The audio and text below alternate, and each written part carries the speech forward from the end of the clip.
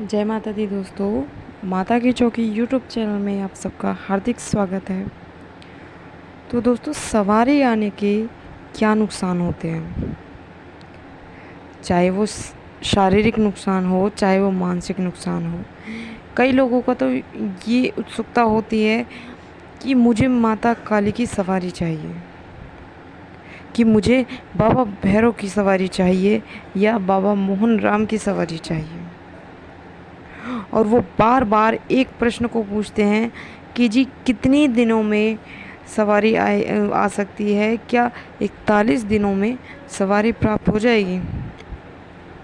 तो सवारी प्राप्त करने के लिए लोग कई कमेंट करते हैं कि सवारी प्राप्त करने के लिए क्या भोग देना पड़ेगा, या फिर क्या बिना गुरु के, या फिर गुरु बनाना पड़ेगा, या बिना गुरु के भी सवारी आ जाएगी।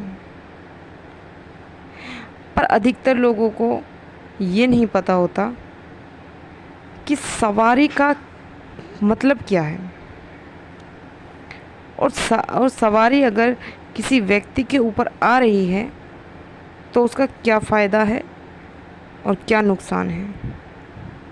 जब कोई शक्ति आपके ऊपर आने लगती है, माता काली की या बाबा भैरवनाथ की या कोई भी लोक देवता, तो लोग आपको जानने लगते हैं, पहचानने लगते हैं। आपकी प्रसिद्धि जो है वो बढ़ती जाती है, लोग आपके चरणों में माथा टेकने लगते हैं।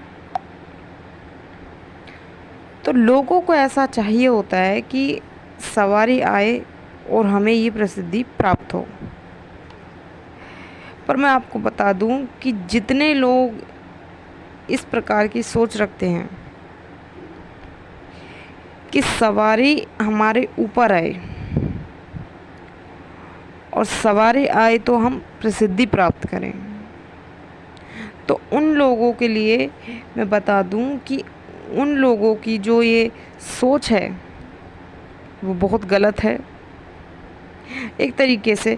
तो कई ऐसे भक्त होते हैं कि उन पर जब सवारी आएगी तभी वो पूछा देंगे, तभी किसी के बारे में वो बता पाएंगे, वरना नहीं बताएंगे। तो सवारी जब आती है वो शरीर को तोड़ कर रख देती है। किसी भी देवता की जब सवारी आती है, जब देवता आपके शरीर में प्रवेश करते हैं, तो ऐसा नहीं होता कि उसका जो अंश है वो आपके पूरे शरीर में फैल गया है। वो धीरे धीरे आपके शरीर में फैलता रहता है, और वो जब फैलता है तो आपके शरीर में जो खून है उसकी रफ्तार इतनी बढ़ जाती है कि शरीर जो ना वो बिल्कुल अकड़ जाता है। आपका जो शरीर है वो बिल्कुल अकड़ जाता है जिस प्रकार से सवारी आती है। तो कोई दूसरी शक्ति जब हमारे शरीर में प्रवेश करती है तो वो हमारे पूरे शरीर को अकड़ा देती है। तो जब तक सवारी आएगी, जब तक आप किसी के बारे में बताओगे, तब तक किसी की पूछा निकाल सकते हो।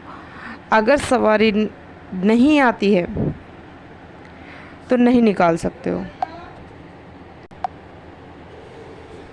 तो सवारी प्राप्त करने वाले जितने भी मेरे भाई बहन हैं वो सवारी के चक्कर में ना आए, शक्ति के चक्कर में ना आए। शक्ति जो है, किसी भी देवता की जो शक्ति है वो अगर आपको प्राप्त होगी तो बिना सवारी के भी अपने कार्य करवा सकते हैं। बहुत सारे ऐसे चौकी लगाने वाले लोग हैं जिनको बाबा के दूत प्राप्त होते हैं,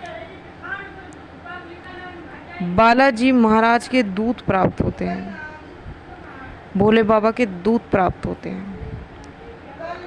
और उनके सारे कार्य होते हैं उनके एक शब्द पर।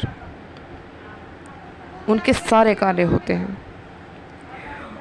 वो जैसा बोलते हैं उस प्रकार से उनके कार्य होने लगते हैं।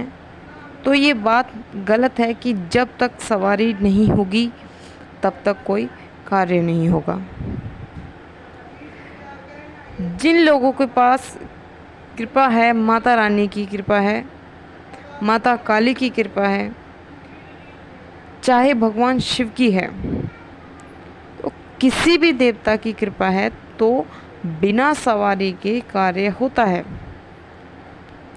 उनके कहने पर कार्य होता है, उनके बोलने पर कार्य होता है। कि जब आप किसी भी मंत्र का जाप करते हैं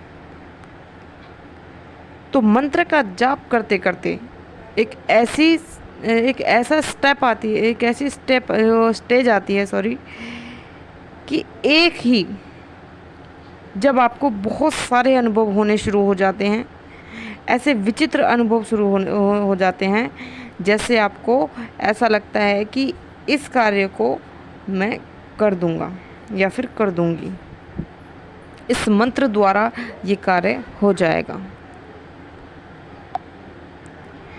अगर ये मैं बोल दूंगा तो ये कार्य हो जाएगा, अगर मैं ये बोल दूंगी तो ये कार्य हो जाएगा।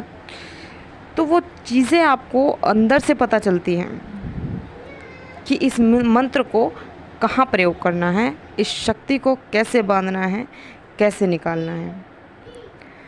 तो ये सारी चीज़ें आपको जब आप मंत्र जाप करते हैं, देवता की पूजा साधना निरंतर करते रहते हैं, तो आपको समय के साथ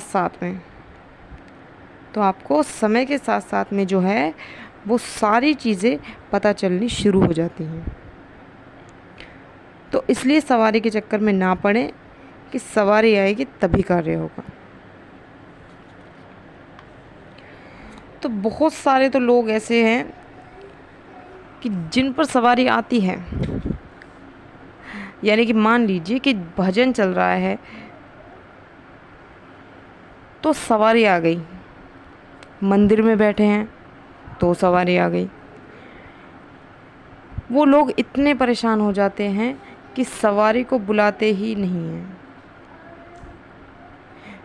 क्योंकि वो इतने परेशान हो जाते हैं जब सवारी आती है शरीर को तोड़ कर रख देती है, शरीर को अकड़ा देती है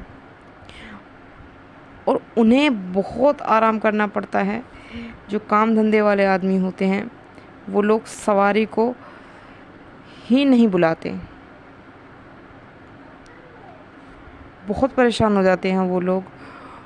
और यहाँ पर हमारे कई भाई और बहनें कमेंट करती हैं कि जी हमें सवारी बुलाने का मंत्र चाहिए, कि मुझे देवता की सवारी आनी चाहिए। तो पहले आप जान तो लीजिए कि सवारी का मतलब क्या है, इसके क्या फ़ायदे हैं, इसके क्या नुकसान हैं। तो जो समाज कल्याण करना चाहते हैं तो बाबा के दूत के द्वारा आप करिए। अगर आप समाज कल्याण करना चाहते हैं तो आप बाबा के दूतों के द्वारा करिए, बाबा के मंत्रों से आप करिए, प्रार्थना के माध्यम से आप करिए। तो इन सब चीज़ों के ज़रिए भी आप कार्य होते हैं, बिल्कुल होते हैं। तो इसलिए सवारी के चक्कर में तो आप बिल्कुल भी ना पड़ें।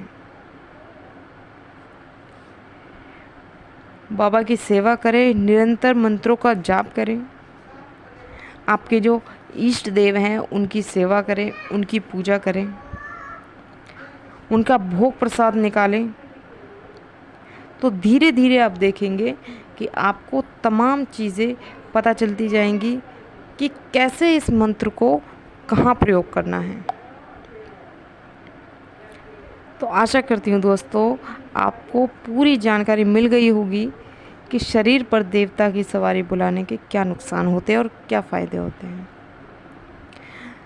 तो आशा करती हूँ दोस्तों ये वीडियो आपको ज़रूर पसंद आई होगी, जानकारी आपको ज़रूर पसंद आई होगी। और अगर आप हमारे चैनल पर नए हो तो प्लीज़ सबसे पहले हमारे चैनल को सब्सक्राइब कर लीजिए और साथ में लगे लाल बटन को दबा दीजिए, ताकि जो भी हम नई जानकारी डालें वो सबसे पहले आपको प्राप्त हो। तो मिलते हैं आपसे एक नई जानकारी के साथ। जय माता दी।